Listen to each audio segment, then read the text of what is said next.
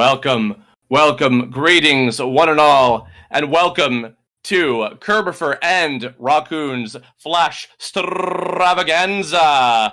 We are here together. Why? Because this is more than him and me. Come and join this cool panel. For together we talk as one.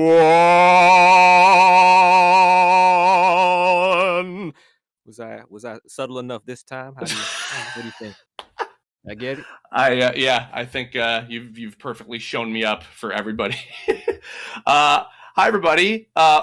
Your intrepid host Stanpai is still here with us. Say hi, sir.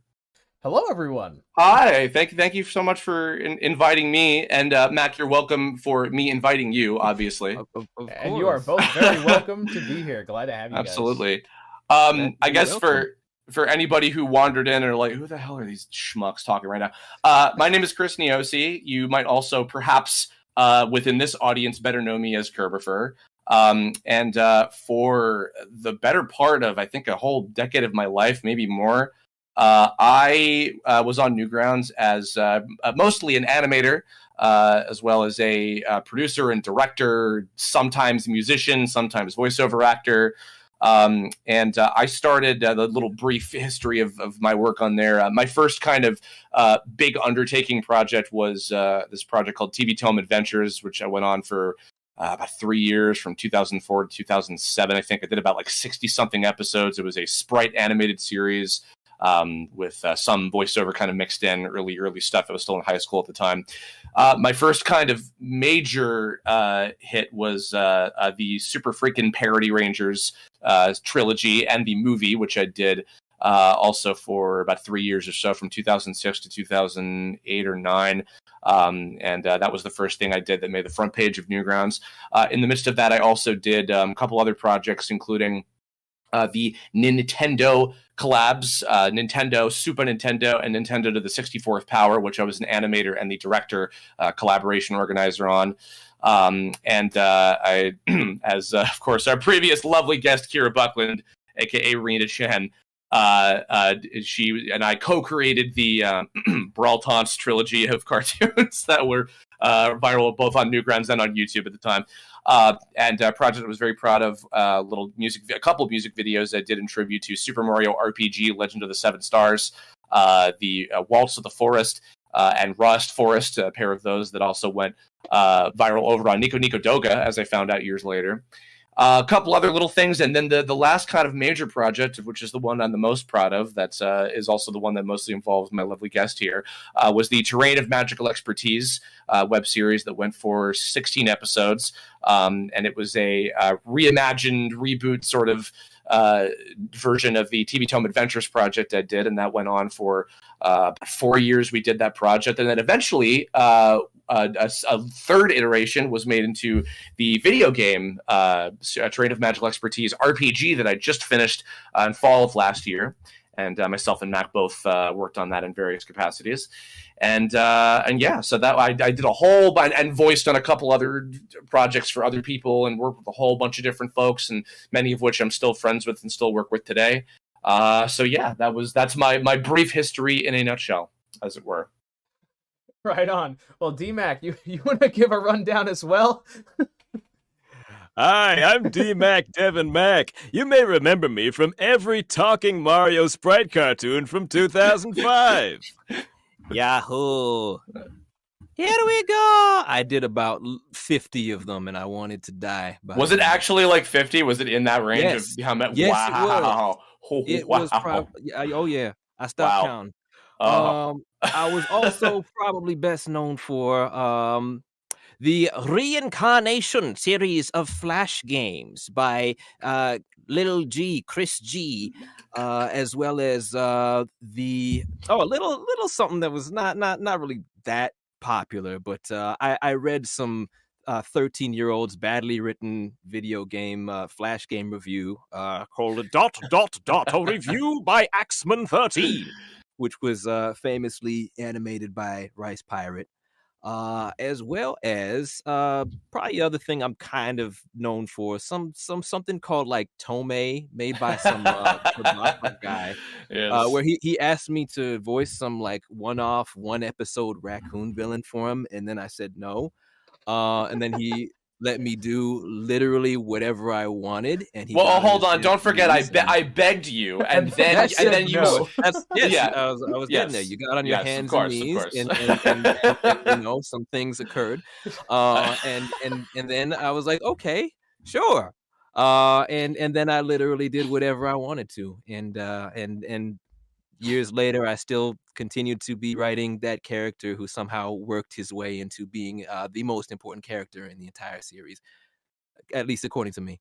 Well, and yet, and absolutely a beloved fan favorite character, and favorite character of mine as well. Rockoon is fantastic, of course, and we always had our little. It's funny, every iteration, Curb and Rockoon, including even the very first one where he was Raccoon and also voiced by me because I had access to like 5 actors. Like actual actors and not just friends with microphones. They always had a little kind of like, you know, goofy, friendly, semi-not friendly rivalry, and that seems to last in every incarnation. So that was always consistent, and you know, to this day, Mac and I still rib each other quite a bit. But and also I would say another big thing that maybe you're not known for, but I will give you some credit on is those of you who have left over from the voice acting panel that Kira talked about, there were when she kind of opened the floodgates for that, she was really much a trailblazer for a lot of amateur and then an up and comer, and now people we know who are working very much professionally that started on Newgrounds and have gone on to do amazing things, Kira included as well. Some of those folks are actually people that Mac has coached and trained and taught a lot, who I know many of which are still good friends of ours to this day, and they've gone on to do a lot of incredible projects as voice actors as well. And and some of which also worked on tone too. I'm an old man in that sense. But by the way, another project we totally forgot that both of us worked on together was Hunters. Rise of yes, Relic of Stars. Relic of Stars, not Rise of Stars. I'm fool. Really cool while, game project. Evidently. Yes, yeah, but a really cool project actually that I was very proud to be the final boss of, and Mac did the casting and directing for that as well. It's a great game. And to tie that one back to ... was a review of a game that was made by that same person. Game called Super Press Spacebar to Win Action RPG 2009. I appreciate the thoroughness of you naming that title. Oh yeah, you gotta say the whole thing. And again, the beauty of the ... review was the kid didn't know that it was a satirical game that was making fun of quick time events. So and that whole review ... going viral, leading to a lot of opportunities for me, put me in positions of being able to cast for indie games, and helped me to open up the door for a lot of people who are making or at least looking to make the jump to professional paid work, but had never done it before. Mm-hmm. So Newgrounds again is kind of goes back to why you have a lot of people in who are big in anime and video games today getting their first start. Yeah, there was a project, of course, that many people from the Newgrounds community were in the voice cast of, Dust and Elysian Tale. Fantastic indie game, if any of you guys out there have played that. And it's funny because we kind of, as I was starting on the early production of Tome into like the first kind of batch of episodes, which were sponsored by Newgrounds, actually the first 4 episodes were sponsored by the folks at Newgrounds. You were working on the casting process and then eventually the recording process of Dust. And a lot of folks that we knew, we shared a lot of actors, and you had been scouring through the audio portal and discovered a lot of really talented folks, which was awesome. So, shout outs to Dean, the creator, and the whole team that worked on that game, and anybody who's played that. Which is that's mostly Dean. Doing all the programming and artwork all by himself. Mostly created by him, for sure, yeah. So to anybody in the panel room or anybody in the YouTube chat at the moment, but before, we're going to start eventually taking questions, which Stan here is going to curate. But before that, I wanted to give another kind of little history bit of talking about how Mac and I kind of discovered and enveloped ourselves into the Newgrounds community. I've talked about mine quite a bit, and so I'll try to abridge mine as much as possible. Basically, I in my early days of exploring the internet, one of the first like animation sites I found was Homestar Runner. That was kind of an early introduction to Flash cartoons and stuff, and like the Joe cartoon, like Frog and Blender, that kind of stuff. And then actually my childhood bully, who was kind of like an on again, off again, like sometimes friend if he felt like not treating me like crap, mentioned like, yeah, Homestar Runners, that's baby stuff. Newgrounds is the real place. And so I looked up this place called Newgrounds where, there's all these, like adult cartoons and things that I, my eyes were open to things I'd never seen before. And it was funny, actually around a year ago, I did a Kerblog, which is a YouTube series of just little video interviews. I interviewed a lot of the folks the first animators that I found on there, which were Joey Blanchett, a legendary frog, of course, and Richie and John Zerbs, the Zerbs brothers who created Perfect Kirby. And then, over time, I had gotten to know guys like, Egoraptor at the time, and then the Super Flash brothers, who I still keep in touch with once in a while. Much later on, Happy Harry, Hans von Harken, now more recently, Chris and Zach. Chris of Oni Plays and many Oni cartoons, yay. And Zach now, of course, of Hellbenders and of Smiling Friends, which is now an Adult Swim. And I got just so entranced by this world of Flash animation. I had been wanting to start making video games, and turns out wouldn't do that for over a decade later. But I was learning Flash, trying to learn action scripts so I could program stuff. Learned very quickly, wow, I really do not like programming, but I love making movies and I love drawing, and so maybe animation's for me. And I started making some of my really, really early stuff, some of which got blammed off of Newgrounds because it was crap. And then eventually started getting stuff that was accepted, and started building a little bit of an audience for myself. And then over time started to meet a lot more people in that community. And I well, maybe after we'll talk about how we met, but that was I think I can't remember if it was maybe because 2003 or so was probably around the time that I was kind of getting into the Newgrounds world and then submitting stuff by 2004. What was kind of the timeline for you? For me, I started getting active on Newgrounds around 2004, I would say. Mm-hmm. And then 2005 was when we were in our first thing together, technically, I think. Wait, well, was that when Last Cataclysm happened? I believe so. Oh, my, it's funny. I just replayed the Mega Man Zero games. If anybody remembers, there was a Sprite, fairly popular Sprite animated series. As I put giant quotation marks around that. It was 2 episodes, and then the guy never made the 3rd one. I think we recorded for it, but it was never animated. It was a Mega Man Zero, The Last Cataclysm, and it was like kind of a sort of retelling of the Mega Man Zero 3 story. And with some Naruto jutsu moves thrown in. Because that was the hot stuff at the time. Was I don't even think Naruto's dub was out at that point yet. That was how we knew it was. Naruto, yeah, of course, Naruto. And I was Copy X in the 2nd episode, and you were Dr. Weil in the 1st episode. That's right. Yeah, bad Revolver Ocelot impression. Which is funny because also you played a lot of Sonic characters, as did I in that David too. But did you play Eggman? I think in a few things. I think kind of around that time as well. I didn't play Eggman a bunch. I played Eggman twice. I played Knuckles. I played Knuckles probably like 4 times. And I played Sonic never. Which is so strange. You'd think because you totally could, but just somehow that never happened. But was Tails the one you played the most? Yes, I think so. I played Tails like 3 or 4 times. Tails and Knuckles was roughly the same amount of time. Right. It was one of those things where I was just like, it would be funny if I came up with some stupid BS little kid voice and people actually cast me for it. And then they did. And then I'm like, oh shoot, I gotta try auditioning for this with TV shows now. And then I did. And then it worked out. Yeah. Well, I've skipped ahead in your story, but so what led you to Newgrounds, and then ultimately the voice acting kind of scene on there and doing stuff for these cartoons and stuff? Ultimately, I was really big into, at the time, the online community for a very obscure show called Samurai Pizza Cats, which is the greatest show of all time. It is the dub that was basically dubbed with nobody translating anything and just coming up with whatever stupid stuff they wanted to. It's like the original abridged series, and it's brilliant. Yeah. And I was basically going around the internet spreading the good word of Samurai Pizza Cats, and while I was on the Newgrounds BBS, I saw a thread of somebody looking for voice actors for their cartoons, and I'm like, oh, you know what?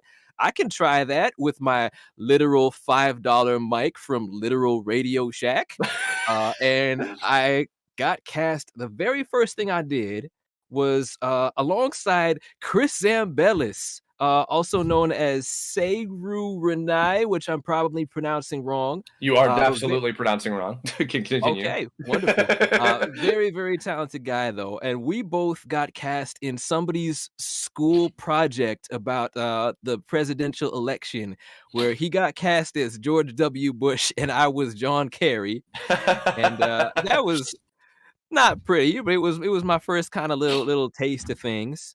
And I had enough fun where I'm like, okay, I'm gonna keep doing this. I'm gonna keep trying this along.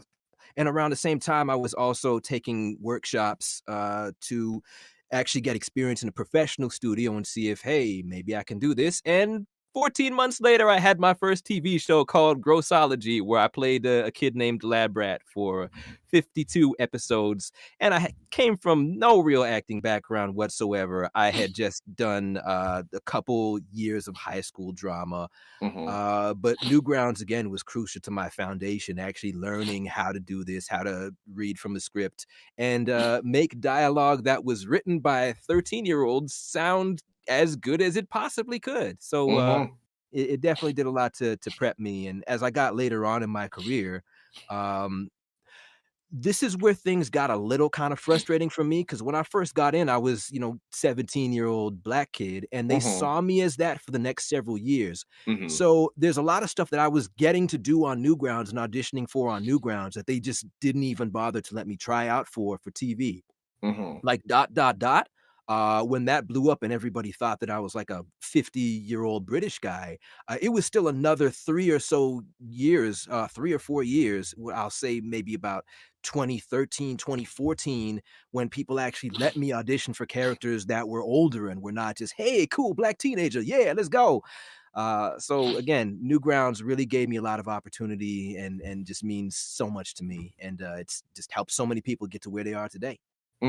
Absolutely, that's yeah. Little condensed kind of story. Well, it's kind of capping that off too, because so when I met you, so I had known of you for a long time, because in that era, I was starting to meet a lot of these people who at the time were up and comers, guys like obviously Kira, Lucian Dodge, Edwin Tiong, Kim Lin Tran, a whole bunch of different folks that were kind of doing a lot of the voice acting, major parts for a lot of these projects, when people would get voice actors, if it wasn't just them doing it themselves and things. So I knew of you for a long time. And I vaguely remember the first time we met was in like a Skype call, probably with Kira and a couple other people.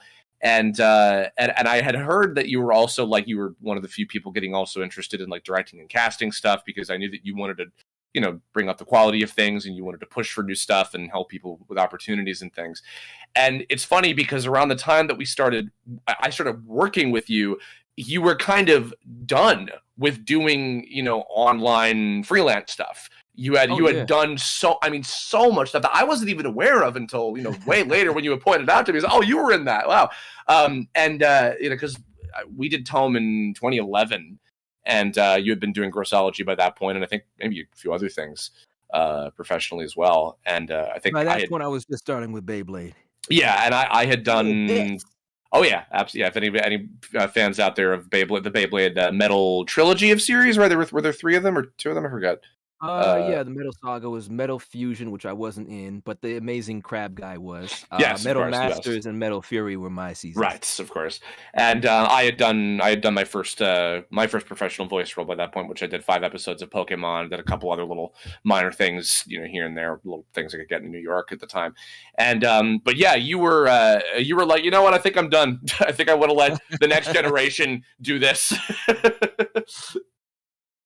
Yeah, I totally reached that point. Things were I was starting to get more work going on, and I was like, what's the point of coming in here and just auditioning for? At this point, like anything I auditioned for, I would get in online.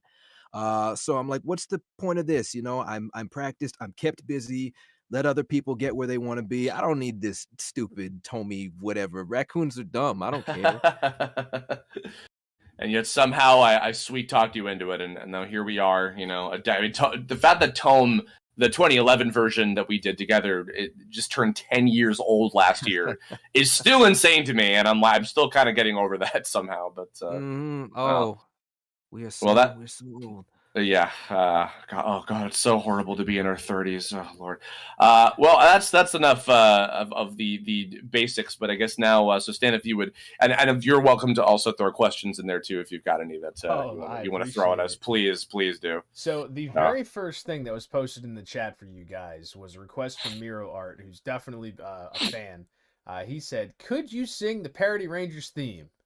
Oh dear God! I'd have to go back and look it up. I can do. Hold on, Parody Rangers theme song. I think I can probably find. Yeah, here we go. I'll do just a little part of it. Okay.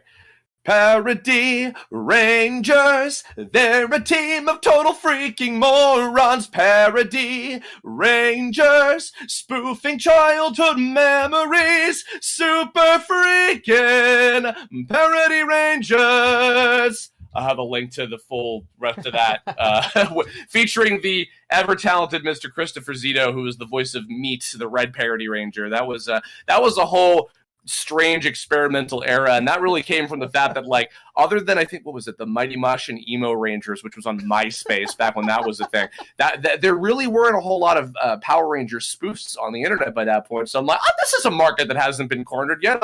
I'll try this, and that was all kind of spawned from a clip that Aaron Eageraptor did on Cheesy Art way back, and I'm like, yeah, that's funny. I'll have a Jason Red Ranger parody scream his lungs out, and just have Chris Zito be hysterical and Edwin Tiong be hysterical, and I'll try to be somewhat funny and fail miserably at it. But so that was that whole 3 or 4 year period of my life doing that stuff. But yeah, it was, and I haven't watched it since it was relevantly like new. The parody. Yeah. But did you have Kyle Hibbert do an intro for an episode? I did. That was my first time getting a couple kind of special guests. I had Mike Pollock in there, Kevin Connolly, who was a voice actor for Fullmetal Alchemist and a few other things, and Kyle was in there, a couple other folks. Maria Vu, who was doing voiceover for Funimation, she was the Yellow Parody Ranger Chan at the time. And so that which back then, when I was meeting people that were just like, yeah, I'll do this. I'll do this little, for fun project for somebody. I don't mind risking my career integrity over this. Right. That was what I was curious about, like what that process was like at that time. It's funny, to this day, people still, even with the Tome RPG, people ask me, how did you get, like all these people? And literally every time it's just, I asked them and they said yes. And then we got married and had 10 beautiful children. That's really all it was. And even I would attest, for you, not to speak for you, Matt, but I feel like for a lot of the projects you've worked on, we're like, you've gotten some cool guests and things. It really was just the same thing of just asking them. They're like, yeah, okay, sure. I can't say there are that many instances, at least previously, but with or at least if we're going like way back to like Newgrounds days, but like more recent stuff, I have been able to be like, hey, Jerm, I want to be in a stupid thing for 2 seconds. Yeah. Oh yeah, sure, whatever. Let's go. Well, it's fine. Oh yeah, if I just put on a fat suit and just buff everywhere to the microphone, you could just record that and use it. Well, I mean, an incredible one for another indie game. If any of you guys, Gao Gura of Hololive fame, just played this recently, the game Apotheon. An incredible victory that I was super proud of you for is that you had the voice of Polyester from Samurai Pizza Cats as a character in the game, which was like, oh my god, what? Like that was the most bizarre thing ever, because she contacted me on LinkedIn, which nobody had ever done before, and it was like, hi, I don't know if you've ever heard of me, and I'm like, you don't understand. You don't understand. It's not like I became a voice actor because of you, but no, I've never heard of you. And she played the wife of Zeus, who was played by Pro ZD. That's right. Someone who's become incredible and done tons of amazing things now. Yeah. So and for him, that was actually, I believe, his first paid thing. I'd heard of his work just on Tumblr. Yeah. So it's amazing how I got my 2 leads, one from LinkedIn, one from Tumblr. And they were both fantastic. And that was, again, absolutely. a really cool project. Jerma played a mini boss in that. He played one of the servants of Poseidon. He played the horse lord Hipparchos, I believe. And a lot of people don't know, Jerma was a Newgrounds guy as well. That's how we right. Really? That's right. 2005, he was on the voice acting club, and he didn't do that many Flash cartoons, but probably his best known one was called Salty Swamp, where he and I both animated by a talented fellow named Sean McGlynn.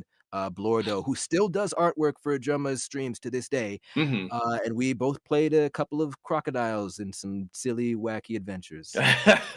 Right on.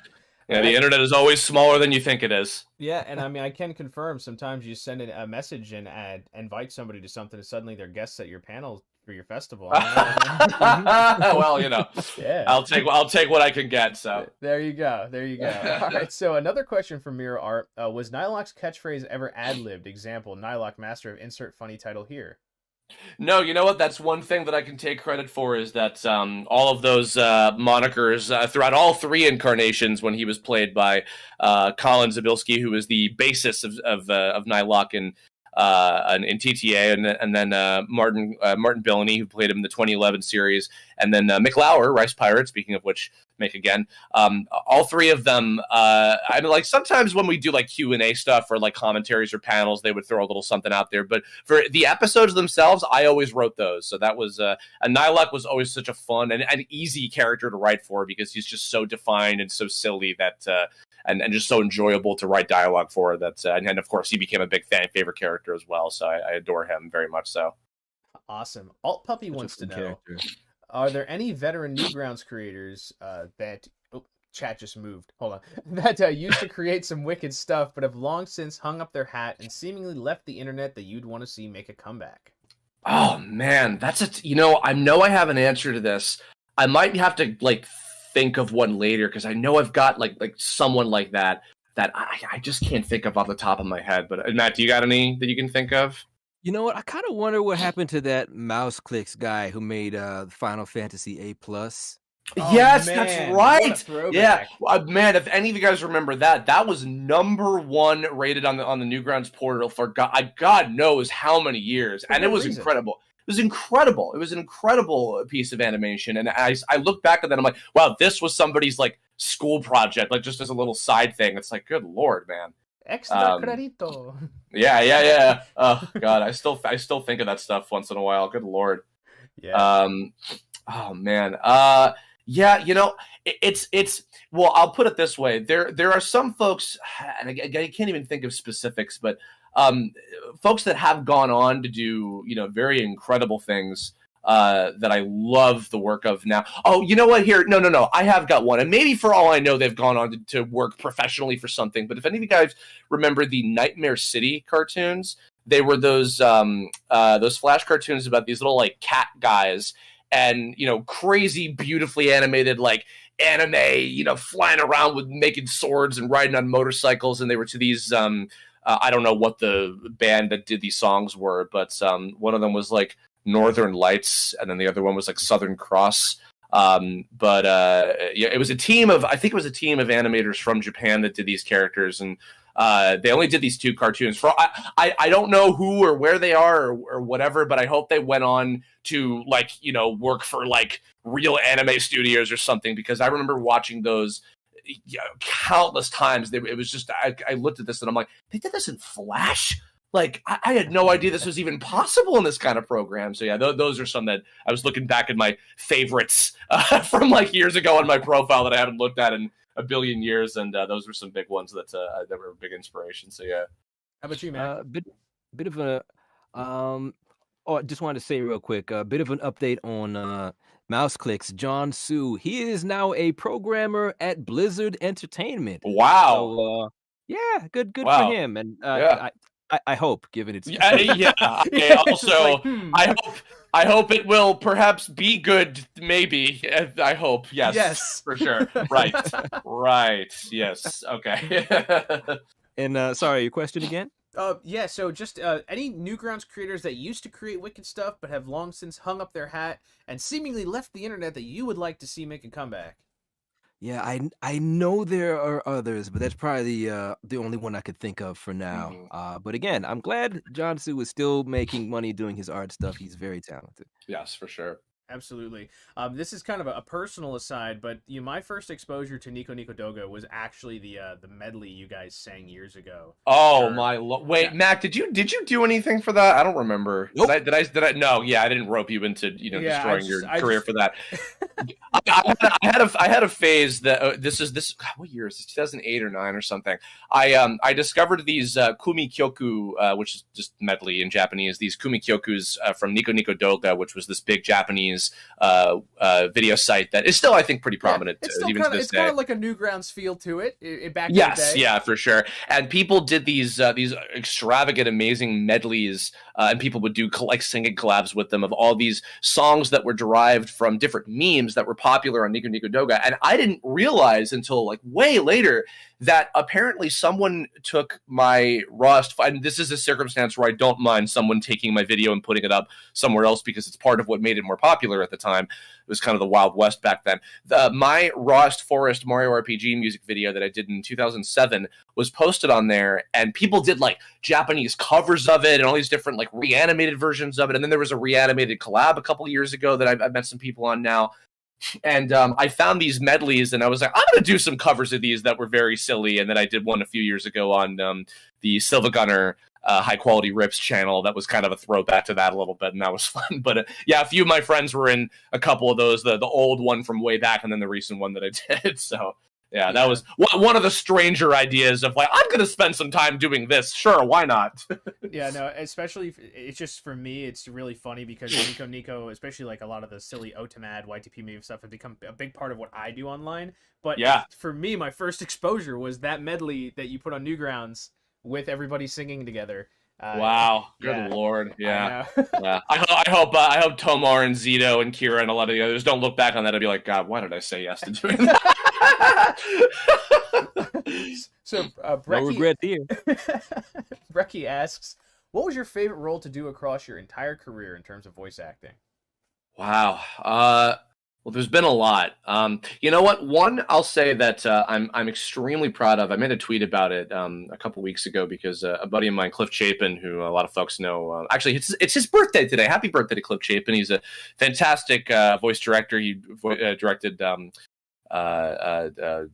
Stone and How I Got Reincarnated as a Slime and things. And he's the voice. He's the voice. So he's the voice of Bakugai of Bakugo, Kacha and Katsuki man from My Hero Smacademia, and a great guy. And he texted me a couple weeks ago and complimented me on it. I worked on this series of OVAs based in the Gundam anime series. It was called Mobile Suit Gundam: The Origin. It was a prequel to the very first Gundam series. It was kind of all focused on the villain characters and Char Aznable and stuff. And in those, I played Garmazabi, who, of course, those of you who know the main Gundam series, he later sacrifices himself and kind of sets in motion this big part of this, like the second half of the plot and everything. And that was a character that I thought was really cool that I got to work on, and a really big roller coaster of emotions and all these different things. He had so many amazing moments, like just, and it was kind of like a younger sort of pretty boy sort of character, which I don't normally get to play, and very like regal sounding and things. And I look back at those little kind of, they were like these kind of mini, like just under an hour movies and stuff, beautifully animated with an amazing cast of veteran anime guys that I grew up with, and then me thrown in there, and I'm like, wow. And Stephanie Shea, who was the voice director, she really pushed me a lot on my performance of that. So that's, and then way later, Toonami aired a version of that series that was chopped up into little half-hour episodes called like the Gundam like Red Comet, something like that. So eventually people saw them and they became a little more appreciated. So yeah, those were some things that that's a series and a character I'm very proud of as Garma. How about you, Mac?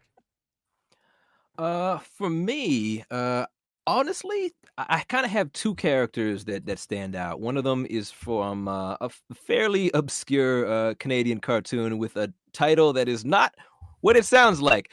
It's a show called Wish Fart, where I played a the main kid, a leprechaun named Dez, who is a very kind of non-traditional leprechaun. He doesn't like to play tricks on people. He doesn't talk with the accent. He just likes to go around and help people, but all the wishes that he grants for people always go wrong. It's like a monkey's paw sort of scenario. So he ends up causing all these problems and then goes around trying to fix them with his two best friends, a Japanese 400-year-old ghost girl and a talking puffin. But it's a really sweet, kind of clever cartoon that just has a lot of funny stuff just about, friendship and trying to be a good person and trying to do the right thing. So that was a show that I really, really enjoyed. I was very jealous of you for that show in particular, not only because great character and a very, very cute show. You showed me a couple episodes of it, but I was very jealous because you got to work with the legend Brian Drummond, who a lot of people know as the old Canadian over 9,000 Vegeta, and he basically played like save for TV Satan, more or less. Although, like, he got to call people like hell slaves. They didn't. Wow. They didn't say HFIL slaves. Man, Canadian standards S&P are so much looser than ours. Except when they aren't. Yeah. But that show, we got away with some stuff. I didn't think we could say crap on a Canadian TV show until we did on that one. Yeah, crap has kind of lessened up a little bit on kid shows in the last few years. So. As far as my other character who I'd put up there, it would absolutely be Rocky, Rockoon, who is a character that, again, you had to plead me into doing, and then I kind of got you to agree to. Well, again, you were happy to allow it. Like I said, my conditions were I get to make him black, extremely black. Because, again, on TV, all they were letting me try for was black guys. But on the internet, I had to convince people that I was a black guy. They didn't believe me. That's true. That is very true. Yeah. So I'm gonna do the blackest thing ever, and I'm gonna have him just be completely off the wall insane because I'd never played a character like that before. Yeah. And immediately after the first episode, I'm like, okay, I got all that out of my system. I'm going to have him be like a tortured, miserable, introverted genius who pretends he's insane on the internet for fun. Yeah, and we built this whole sort of like background story for him over the course of the whole show that ended up making him like this really memorable, cool character, and then eventually led into what we wrote for him on the RPG version, which was a whole different kind of approach and his attitude and his disposition and everything. And when literally he was just meant to be this, he and Doubling, who was played by your partner in crime, Edward Bosco at the time, and from the of Has-Been shows, yes, and and then I ended up, I was planning on bringing them back very briefly for the two-part tournament episode, and that would have been it. And then he was in like 6 of the 16 episodes, I think we did something like that. He was in a whole bunch. And we built this whole and I'll even say, I'll give myself a little credit. I am actually very proud of my acting work on Kirbopher and Zeto, Kirbopher/Zeto, because the fact that I actually legitimately fooled the audiences into thinking that they were played by 2 different actors, which was the point. That's one of the only times I have ever used a pseudonym, and it was basically for the purpose of convincing people that Curb was just, I record him at the end of the day being completely just like, all right, whatever, guys. Yeah, Angie, oh, God, whatever. Almost my, like, impression of other people's impression of me, Mac included. And then Zeto was first thing in the morning, and I played in vocally, he's not that different, but really it was the attitude that I was changing. And then having them slowly connected by the end and then the big reveal, people really didn't get, a lot of people, even when it was meant to be revealed to the audience, people didn't realize it was supposed to be the same guy until the last episode. So for that, I was like, wow, I actually fooled people, not even from making them. Yeah, the fact that it wasn't even from making them, because in in TTA, you know, me as actual Kirbopher 15, where I sounded like a baby, and then my original Zeto voice was something like this for whatever reason, and then I decided to make him sort of like, because all villains are British, and then this was what Zeto sounded like for a while. I didn't have to make them sound so massively different from each other. It was entirely the attitude. It was all in the acting, and I was like, wow, I'm halfway decent at this voiceover thing. Cool. Maybe I should try to do this more professionally, and then I did. So I just realized, it dawned on me what your Zeto voice kind of reminds me of. It's kind of like I'm making an alt account. It's 3 a.m. in the morning. Why are you making an alt account? Because I've lost control of my life. You know, actually, in fact, that's pretty much his whole story in a nutshell. Yeah. So, wow. I lost control of my game, yeah. Good Lord, yeah. Yeah, you have to change your username to Stu Pickles, man. Stu Pickles with a Z at the end, because Z's in your name make you super edgy on the internet. That's why he's Zeto. With X on each end. XX Stu Pickles XX. Oh, good Lord. And then bring back MySpace. All right, so Slimy Goo asks, how do you like to approach writing scripts? Tome, anime scripts, whatever. Wow. Well, for writing original content, what I try to do now is I try to get the character development arc there. For me, it's more important to get when I have the main characters established, like my approach to the 2011 tome series and the RPG and the movie that I'm in the early stages of writing now. I'm writing a project called The Balancing Act, at least as the working title. I look at who are all of the main characters that need to have a developmental arc, a beginning, a middle, and end point for, you know, where they're starting at, where they're going, and then where they are by the end. That's the main thing that I'm looking at. And once I am looking at what I want to have them go through, then it's also kind of in tandem with that, the plot of, like, you know, what's going on, what's the overall sort of, like in the case of the say the 2011, I'll keep it to the 2011 tome series because that's relevant to Newgrounds specifically. I knew that I had an arc for the main 5, which was Alpha, Kirb/Zeto, Nylok, Flame Girl, and Game Crazed /Softy.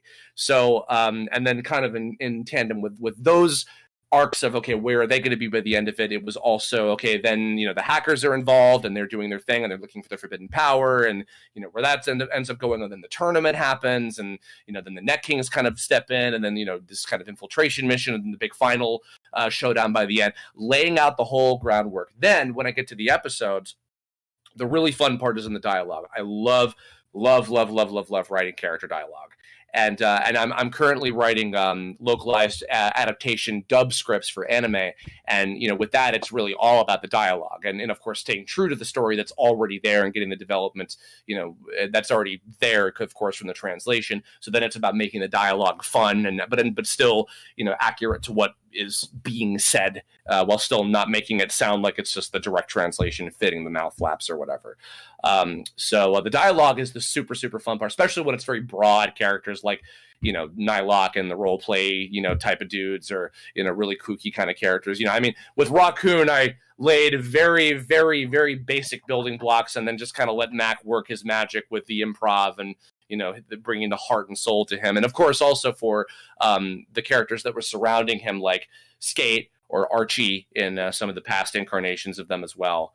I know that, Mac, you don't really consider yourself a writer per se, but in the case of, you know, developing this character, that was the challenge that was in front of you to make him compelling in your mind. So, well, yeah, part of why it's so special to me is because tome is the first thing that I've ever written for, and this goes back even all the way through like grade school, having to write stories for school. I always hated every single thing I'd ever written. So I kind of I'm really grateful you gave me the kind of creative freedom you gave me, where I could look at dialogue you'd written and say nope, and just kind of play around with it, kind of make the humor a little bit more me in certain ways, find ways to make certain characters a little bit more interesting, a little bit more kind of. I always aim for something I was taught by a friend of mine, Ben Israel. I like to know who, even if you can't see in the script which character is saying what, you can tell by the dialogue, oh, that's this character. Only this character would say something like this. Yeah. So I always try to go for that, and that's especially challenging, especially when the characters are not super broad or cartoony, and they're a little bit more on the realistic side. And I kind of go somewhere in the middle with most of the stuff that I make. Like that's even more challenging to differentiate them, but not make it too like over the top and like unbelievable necessarily. And Rockoon, I mean, he toes that line because he looks, his player character in this game is a cartoon character. He's not more on the anime, quote unquote realistic, for my art style kind of way that like Alpha and some of the others look. And though he can be comedic, in all of his different incarnations, he has a serious side to him. And it's a unique circumstance that, because this kind of thing doesn't really happen often in, big animated projects, unless you have stuff like, like Aaron Paul working on BoJack Horseman as a producer and, developing the character of Todd. Like that's a kind of circumstance I can think of, but it doesn't happen super often with bigger budget, shows for TV and streaming services. With the smaller scale kind of things, to have a circumstance where like, hey, I have a character for you. And then it just kind of evolved into, let's co-develop this character, not only for the sake of making him more entertaining for the show, but also to get a message across. Because by the time we got to the RPG version where, we really knew that like Tome was a story about trust. And that was kind of the guiding light and the sort of connective tissue of a moral that all of the characters shared in common in different ways with their arcs. Developing that for the Troublemakers, which was, Raccoon, Skate, and Archie, the RPG versions of them, that was invaluable. And I give you much more credit than what I've laid out with, getting the heart of their development by the end of the story with them there. So. But again, it was a very special, very cool, collaborative sort of experience that one I'm always going to be very, very grateful for. That character literally stays with me all the time. Well, I am grateful for, and that's which is why I wanted you to be part of this, because I feel like you've been such a big part of my development as a guy for the last 10 years or so of doing Tome and otherwise. So Mac has been my special guy who's been, there for me through a lot of good and bad experiences the last decade and some change. And now as I've been moving on to other things, it's been quite a journey. So that's actually a perfect transition to one of the questions I wanted to ask you guys tonight. What are you working on now? Well, what are those next steps in your creative and professional journeys? Mac, you want to start? You can go ahead. Okay. Well, I let slip before. I'm writing for anime. I just finished a big series, a lot of episodes I wrote recently over the last, like 2-3 months, I think, or so. And I'm helping out with another one as well, and hoping to do more from there if possible. I kind of screwed up my arms really bad physically, pushing myself too hard, working on the Tome video game, unfortunately. Oh, yeah. So but I'm very thankful that the company that I've been working for, that I've been doing. Are you proud of me, Mac? I finally got a burp in this hour, as expected. Always bring out the word. They've been letting me do the writing audibly. They give me a quick time of an anime episode. I have the translation in front of me, and then I go through it. I do all of the lines in an audio program, and then I give them back an edited video of me doing all of the dialogue myself, doing all the voices and everything. And then one of the other members on the adaptation team will transcribe that. And then they write down all the pauses and everything. And, sometimes we'll have alternative lines and things. So that's been fun. That's what I've been doing just to, keep the lights on. I have been doing some voice recording as well. I've got a couple projects that are going to be coming out this year that I'm very excited about. That probably should be probably within the first half of the year. We'll see. I'm not 100% sure on that, but I'll be shouting from the heavens on Twitter about that stuff. There've been some really, really cool things. And then otherwise, I'm in this early stages of developing my next project, which I'll even toss up if you want to throw up a picture of this. Yeah, sure.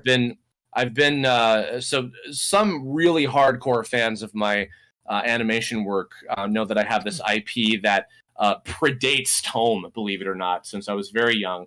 And it's called Balancing Act. That's the working title. It might change. I've been playing around with some other things, but basically it's it's a story that is very personal to me, and it's stars kind of a other sort of analog character based on myself in a very different kind of way than Curb and Zeto, and it's about self-help and self-actualization and pursuing what you want to do with your life and taking care of yourself and all these different kind of things that I have a lot of strong feeling about as I've been developing it over the last probably 20 years, believe it or not. It's been with me for a really long time. I've been kind of coming closer and closer to the sort of exactness of what I'm saying with the message of it. And so right now I'm making sort of a flow chart of the plot, as it were. And eventually I'm kind of aiming to get that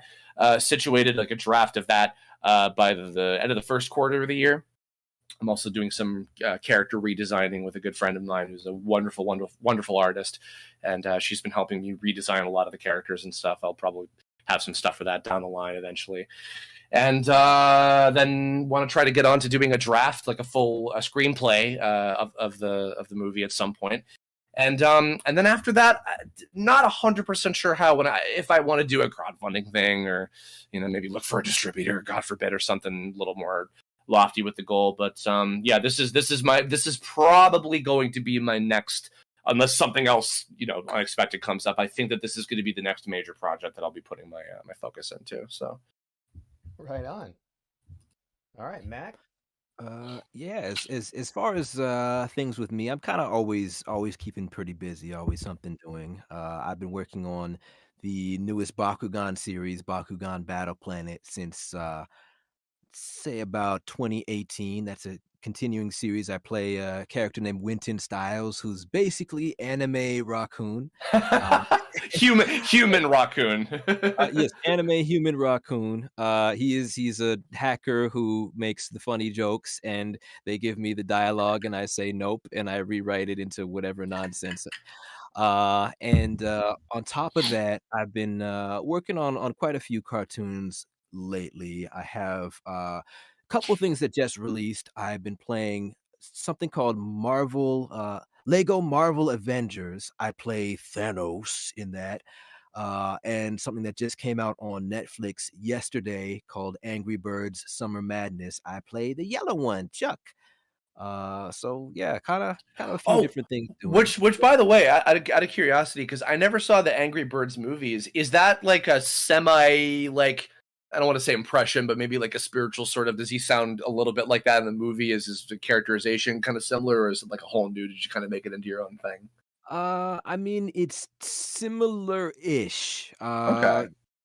I did look up some clips from the movie, but I'm like, I want to make this kind of quirkier and zanier. I know be much I just more want to know if you preserved the Angry Birds continuity. I'm something of a purist.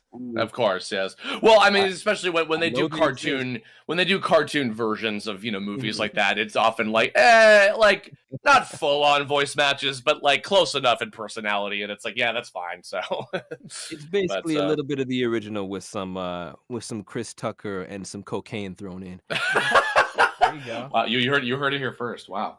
Well, cool. It is Newgrounds. It's the Angry Birds expansion of Rush Hour. Yeah. Pretty much. Oh, and I will say, by the way, to anybody out there, real quick, this is kind of a side thing, but this isn't something we're working on now, but we finished it last year. The Terrain of Magical Expertise video game of the same name is now available on Steam. We put it out in September of last year. And we worked on that for 4 years. It was an incredible, crazy undertaking. It is actually right now 20% off on Steam, I believe. There you go. I'll throw a link to that in the YouTube chat and in here as well. If you want to support it, because a lot of people have been like, oh, this would be so great to get it on Switch or something, and we agree, but it has to be successful on Steam first. So if you want to go check it out, please pick it up. Every sale counts and is a huge help. And you can also check out on my YouTube channel, which is Kirbopher 15. I did a full playthrough of the game It's basically, if you're a fan of Mario RPGs, like the original Legend of the Seven Stars or Paper Mario, any of those kind of things, it's very much that kind of turn-based style with the QTE kind of like timed hit sort of battle system and stuff, and it's got influences from like Mega Man Battle Network and Dot Hack and all sorts of different things. It's got a lot of love put into it, and Mac was my co-voice director and did some writing as well on the Troublemaker characters and features, and amazing cast of voice actors. Aaron Dismuke from Full Metal Alchemist, Kagi Film / Sayu, a fantastic VTuber guy. Eric Vale, a whole lot of people from Dragon Ball Z, Faye Mata, Mick Lauer, tons of people, Zeno Robinson, so many people I can't even list them all. Please go check it out. I'm super proud of it. It was a 4-year dream to make my own video game, and so the dream came true. It did indeed. Yes. Awesome. Are we about to wrap up, or how are we at? 5. Crassus has an interesting question. Hey, have you heard about that Mario guy? Who? You mean? I've never heard of Mario. No idea. The one jumping around in the forest, the one with all the mushrooms. Yeah, I know him. Hey, check it out. Awesome. How about this? Well, we got 5 minutes left in the chat. Lightning round. So quick answers for quick questions. Whatever comes to mind, I'll just stand by. Stan, you don't have to. All right, I'll leave it to you, my friend. All right. Everybody, whatever you got, panel questions or in general chat, whatever. I'll keep an eye out. Here we go. And also, while we're just waiting, you can follow us on. I'm on Twitter at Kirbopher, Kirbopher. I am at Deven O'Clock. It's like 7 o'clock, but with a D. Yeah. Oh, wow. That sounds familiar. Just like it's like Christopher except Kirby-er. How about that? There you go. Favorite pasta from Ravioli Box? I like penne with pesto and chicken pasta. Love that stuff. You like jazz? Yeah, it's all right. I took a jazz class in college and learned nothing. How was doing the session with Oni Plays? Ton of fun. Chris is a funny guy. If you haven't checked out, I played Tome on Oni Plays, and we played a little bit of Donkey Kong Country 3 as well. It was a lot of fun. Smash Bros. Man, I don't want to talk about it. Shut up, Mac. You can go to his YouTube channel and you can see him play Bowser. See, Mac just destroy me as Fox McCloud with every character I've ever made in my life. Any idea when the last Oni Plays YGK episode is going to drop? I don't know. I think he said he wanted me to record some stuff as Alex Eggleston, but I haven't done it yet. What is our opinion on rats? They pray at night, they stalk at night. Where the rats? And he's the giant rat that makes all of the rules. What is Dad coming back with the milk? I don't understand that one, Intrapath. Sorry, can't help you there. Betty Love Stocks, do I plan on making more video games? I would love to. I'm going to take a break for a while and make a movie instead because I like to. Favorite sandwich? Tuna fish. How am I doing? I'm okay. I'm hungry. What the hell is going on? No one will ever know, Mr. Fatso. What kind of games do I like? Ones that will not take up hours and hours of my time. So unfortunately, not most of the RPGs that I've voiced in. Sad to say. I'm looking forward to the new Kirby game, though. I'm going to play that, the Forbidden Continent or whatever it's called. Give a shout out shout out to Cameron. How you doing from Kirbopher? To Metro Art Sister Cameron. I'm riding on a canoe and a wheel falls out. How many pancakes does it take to reshingle my roof? Was my first personal favorite 2011 Tome episode. Episode 12, where they fight the Net Kings, and they have that kind of like high tension moment with the Net Kings at the very, very end. Do I like Krabby Patties? For me. Episode 4 made him the depth Rockoon character that we know. 4 is also a lot of fun, and it was not originally written as part of the plan, and we threw it in there, and it was a really fun one. And it was almost the series finale. It was almost. Yes, it was. It was the last episode that Newgrounds sponsored, so huge thanks to Tom Fulp and the others for that. Never had a Krabby Patty. Favorite phase of the lunar cycle? The one that grants your beautiful dreams.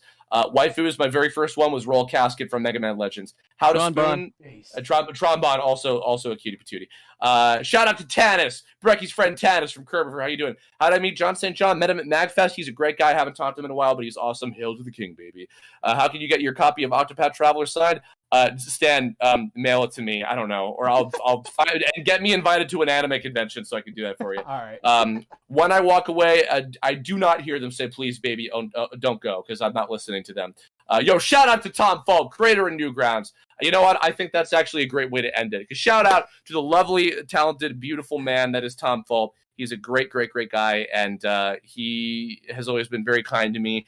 And he sponsored several projects that I did on Newgrounds back in the day, so I owe him quite a bit for treating me well with just getting paid for some of my early animation work. So I really appreciate him, and if not for him, none of us would be here talking right now. So yeah, amen to that. Awesome. Thank you so much, guys, for being a part of it. Mac, Curb, thank you for being part of the Winterfest. So honored to have you on the show this year and to really just have a fun panel. This was great. Yeah, absolutely. And there's one more. There's one more day tomorrow. Yeah. Yep. Sunday we got and as well as for those of us in the Discord server, some extra after hours content. Though this is the end of the day for our YouTube stream. So what a bad note to end on. Yeah. Everybody out there, hope you enjoy the rest of Newgrounds Winter Festival. Stanpai, thank you so much for putting this on and invited us. Everybody, have a lovely weekend. Stay safe. Get vaxxed, please. Dear God, I want to go outside again and travel and see my family for the love of God. So take care of yourselves. Alrighty, folks. I'll meet you all on the other side with a quick send-off for the day. As for our guests, once again, thank you and enjoy the rest of the convention.